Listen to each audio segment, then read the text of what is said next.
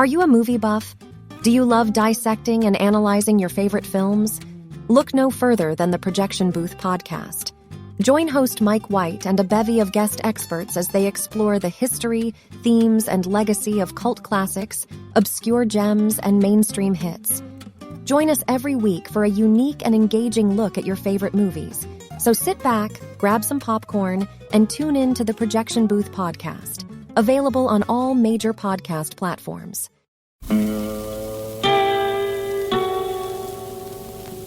Hello, filthy movie lovers. My name is Gentry Austin. And I'm Casey Scott. And we're the hosts of the Sin Syndicate, film podcast for something weirdos, anti-criterion bros, and Joseph Sarno aficionados. Join us semi-weekly as we peer into the adults-only theaters and sticky-floored cinemas of the golden age of sexploitation, when the morals were loose, the laws were murky, and the intercourse was all simulated. Find us now on the Someone's Favorite Productions podcast network.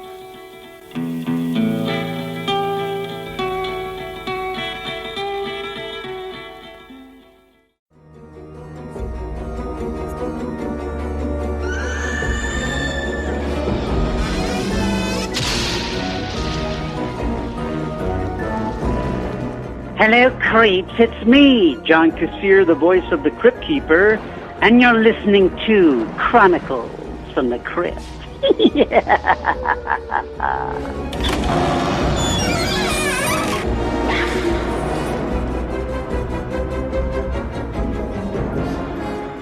Hello, kiddies. It's me, Casualty Chris. And this is Father Malone. And we are the hosts of Chronicles from the Crypt, a twice-a-month look at the horror anthology series Tales from the Crypt that aired on HBO from 1989 to 1996. Now, in each of these podcasts, we do 2 episodes of the television series.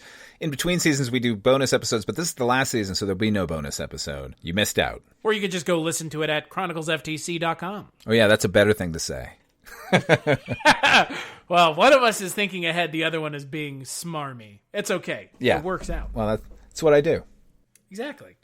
So on this episode of Chronicles from the Crypt, we are taking a look at the first episodes of Season 7, Episode 1 and 2, Fatal Caper, and Last Respects. Greetings, travel fiends. It's so exciting being here in London. I'm already feeling right at tune. Care to join me for a little fright-seeing? Or maybe we could find a nice pub and tuck into some authentic flesh and chips. Or we could go check out my English scaritage. I bet you didn't know your pal, the Crypt Keeper, was one of the crown ghouls. Did you, creeps? I've got all kinds of skeletons in my closet, which is kind of like the family in tonight's tale. You could call it Father Knows Beast, but I prefer Fatal Caper. So Fatal Caper aired April 19th, 1996. It is directed by none other than Bob Hoskins. Bob Hoskins actually stars in the episode as well, along with Natasha Richardson, Greg Wise, Leslie Phillips, and James Saxon. Episode follows 2 brothers who are trying to figure out the fortune of their wealthy father, all the while a woman is there doing things. Yeah.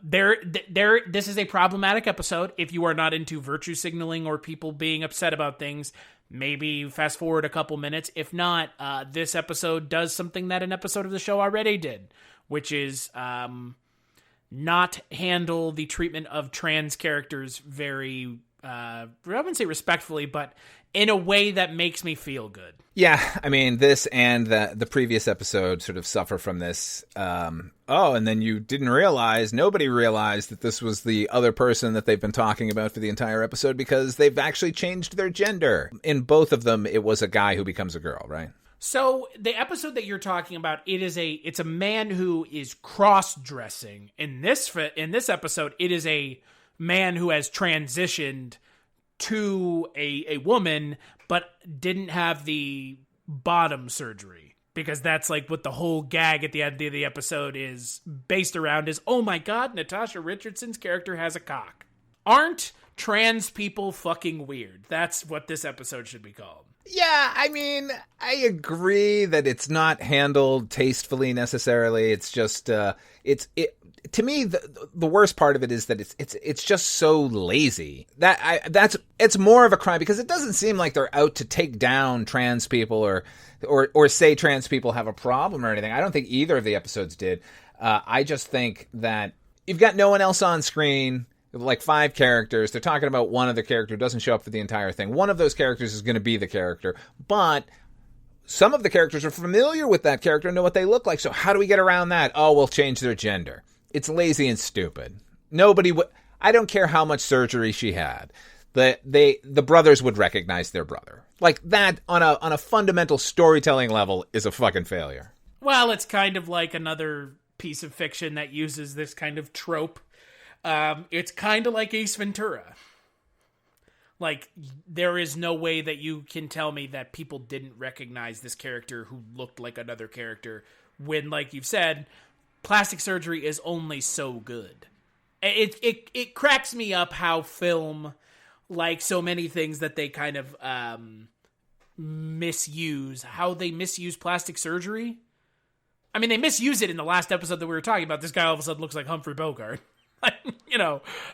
In this episode, it's the same thing, but all of a sudden, a male character who we don't know who he looks like to begin with becomes Natasha Richardson. It wasn't going to occur. It's not believable. Like in any way. That to me is like I said, the true crime of the episode. Now, I do want to point out, weirdly, once we get to England, they start adapting Tales from the Crypt comics. This is a Tales from the Crypt. It's number 20. The script was by Al Feldstein. Art was by Jack Kamen. Amazing artwork. The story in the comic has zero to do with this. This is entirely invented by whoever wrote this episode. I would say because the Tales from the Crypt was too close to other episodes that they've done, but then this is just an amalgam of a dozen episodes we've seen. In the comic, it's a bunch of friends, like college-age friends who are bored, and they perform a seance just as like a lark, and the room gets all misty, and the friends keep disappearing until there's one guy left. I don't know, man. They end up burying him somehow, and then it turns out to be a big hoax. Like they just wanted to scare this guy really bad, and so they bury him, and then they've used a coffin that was previously used, and when the gravedigger approaches them, they say, you buried our friend. He got buried by the guy. You buried our friend. You got to dig him up. He's like, no one's going near that. That coffin was covered in leprosy, and anyone who touched it now is a leper. And they had all touched it. What bearing does that story have on the fucking piece of filmed entertainment we were given? Nothing. Nothing at all. But they use the same name. Yeah. Like, what? Why say it's adapted at all? It literally has zero to do with it. Like other ones you could say, oh, well, they took it in a zombie direction and they decided to do a whole other thing here. But that's not the case here. This is just a free adaptation and blah. And it is a lazy adaptation at that. Actually, I guess it's not even an adaptation, is it? It's a lazy story that we've seen told 4 times now.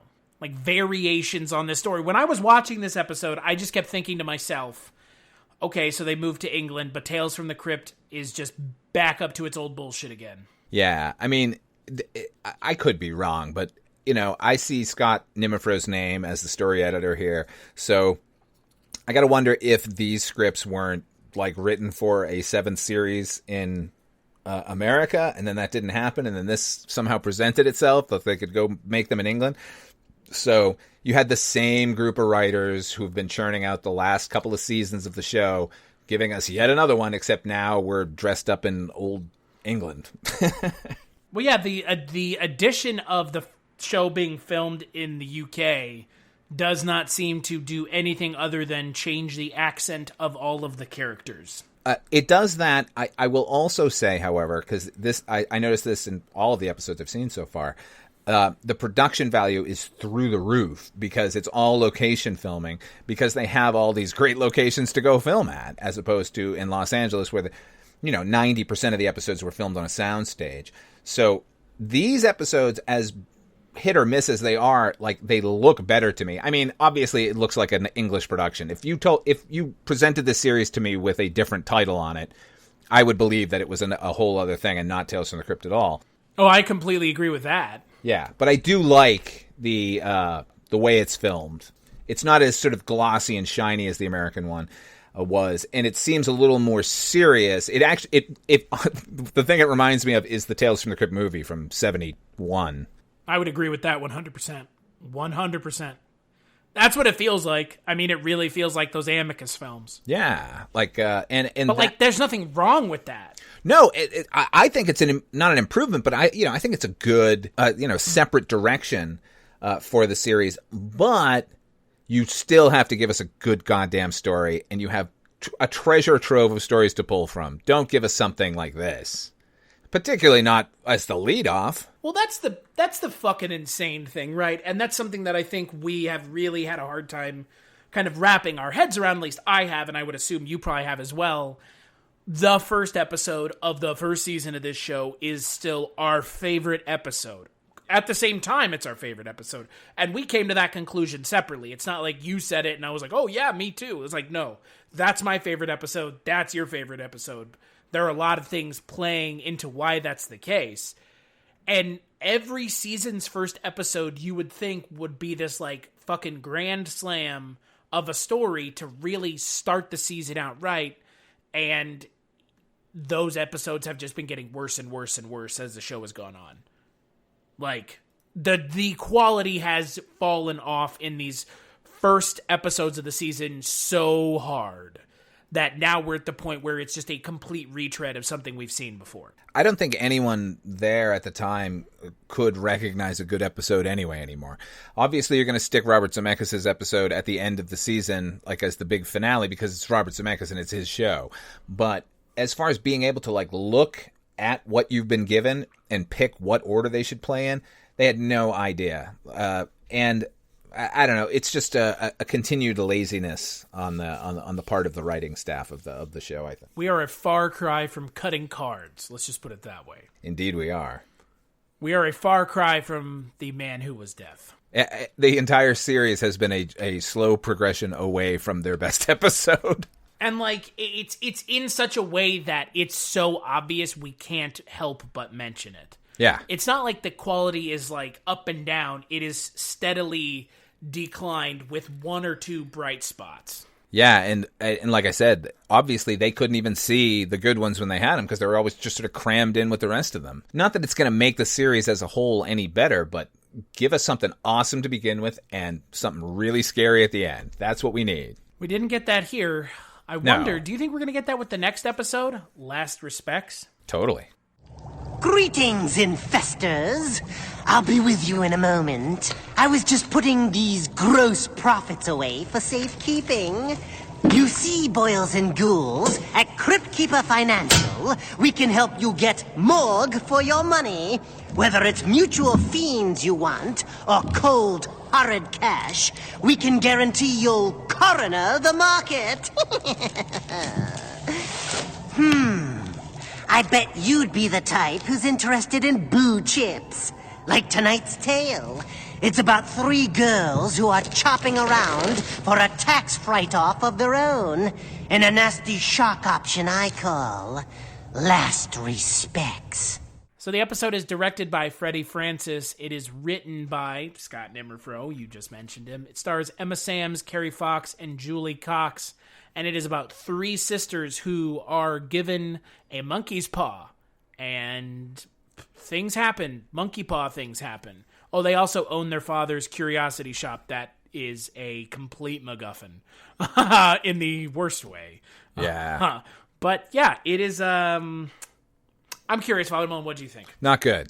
Oh, it's real bad. It is so bad that I was tempted to turn it off because I knew where it was going, and it was like, oh, there's another twist and another twist. Like, none of these twists weren't obvious, and we know where this episode is going. Just look at what the fucking Crypt Keeper shows you on the page of the book before the episode starts. That is the ending, and it is... He does it all the time, but this time it's literally the last scene, and it is the episode's ruined for you. Oh, yeah. That was real bad. Okay. Were we talking about free adaptation? Yeah, we were. Here we go again. This is Tales from the Crypt number 23, written by Bill Gaines and Al Feldstein and drawn by Graham Ingalls, another great fucking artist. In the comic, it's a chauffeur for a wealthy family. He marries the daughter of the millionaire. She's underage. He's going to have it annulled. At the same time, she was visiting him in the rain and got sick. The mean father has separated these lovers. She comes down with a cold that turns into much worse, and then she dies. The chauffeur returns, kills the millionaire, and then goes to her tomb. It's a tomb you have to open a door and enter, just to tell her what he has done and how much he misses her. He gets trapped in there. No one comes to rescue him. 30 days later, 2 people open the crypt. They discover him, and they figure that he died maybe a day ago. And he was able to do so by eating the corpse of his underage bride. Monkey's Paw. Yeah, I was about to say, boy, that story was a lot better than this one, wasn't it? You know, I feel like, because this was something we talked about at the beginning, right? We would talk about the original comics, and I would kind of cede the floor to you, because while I have read them, your describing of them is always much more robust than I. And I think that comes from you reading it as a kid. Oh, yeah, certainly. Versus me reading it as an adult. I mean, I posted it on our Instagram a while back. I'd like to re-mention it once again. Earlier in the year, Father Malone and I have the same birthday, and we traded gifts. And Father Malone sent me a very thoughtful gift. He sent me a Tales from the Crypt comic book in paperback form. And that was something that you had originally read when you were in your like early years, right? Like 10. Yeah.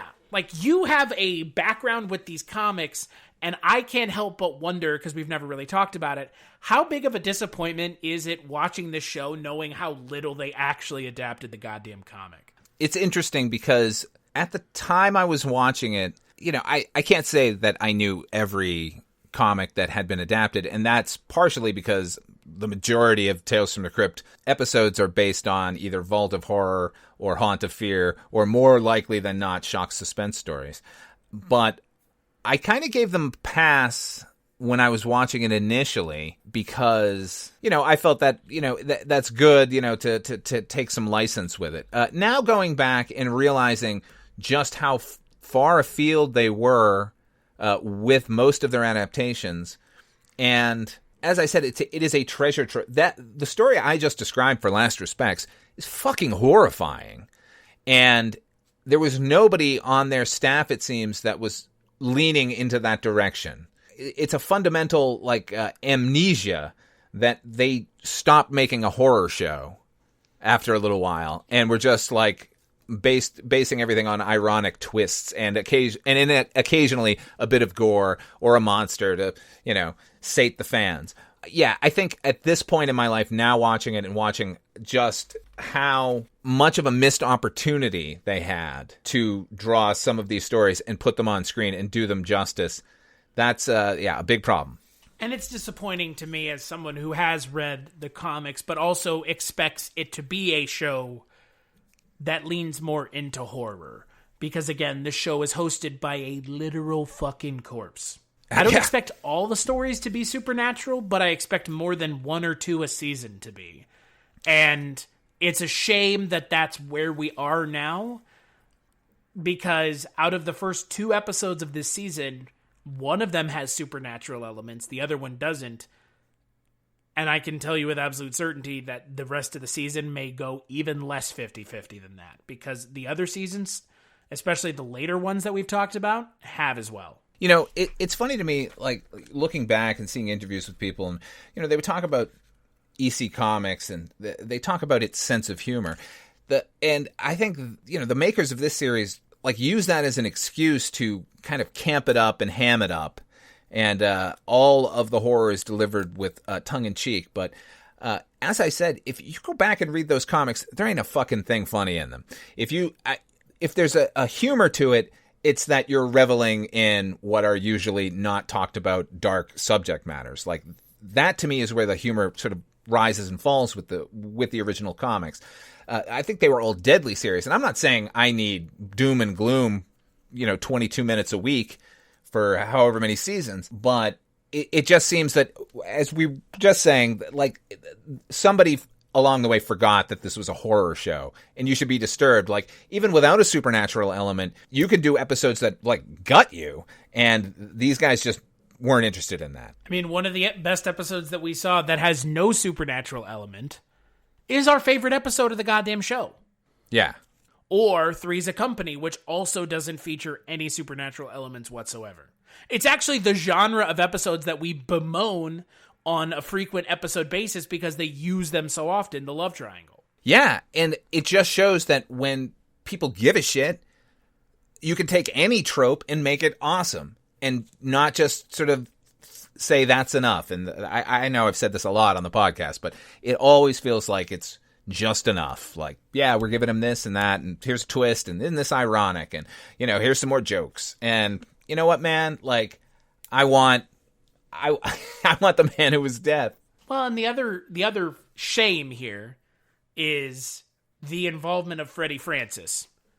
Freddie Francis obviously directed the original Tales from the Crypt film. Yeah. And this is the episode of the show that he ends up directing. Boy, this is a really bad episode.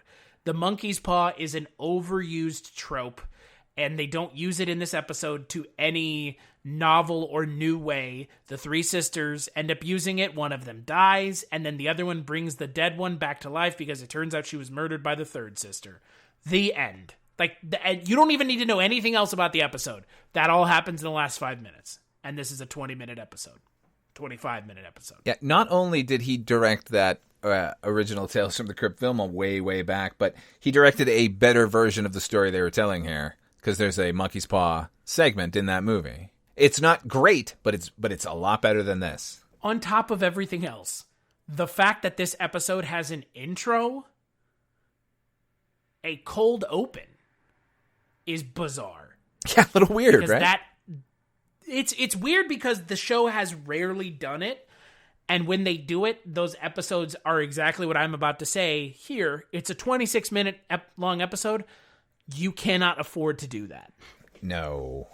Right? Like, if that's the way you're going to introduce the monkey's paw, you don't have to spend the first 5 minutes of the episode doing so.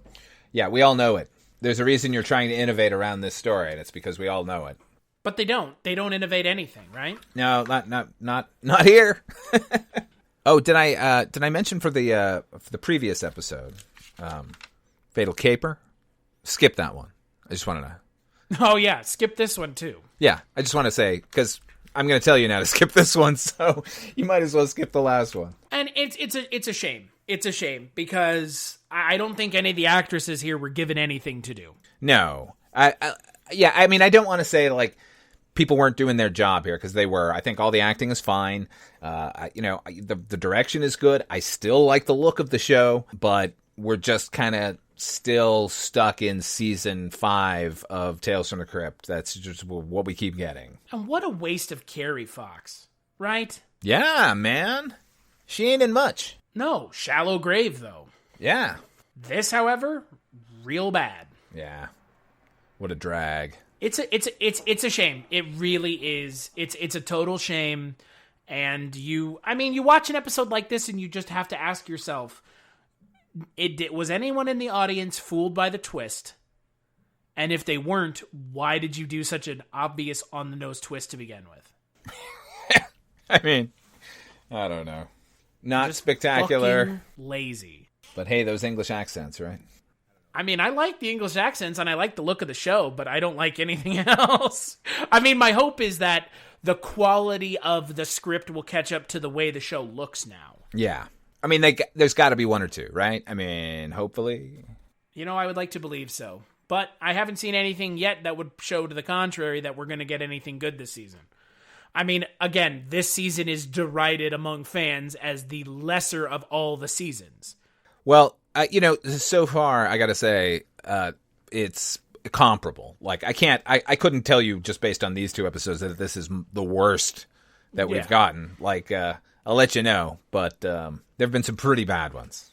I would say the quality of these 2 episodes so far, and I have watched the next 2, the quality so far is very similar to season 6. So if people are deriding this season specifically, I don't know why.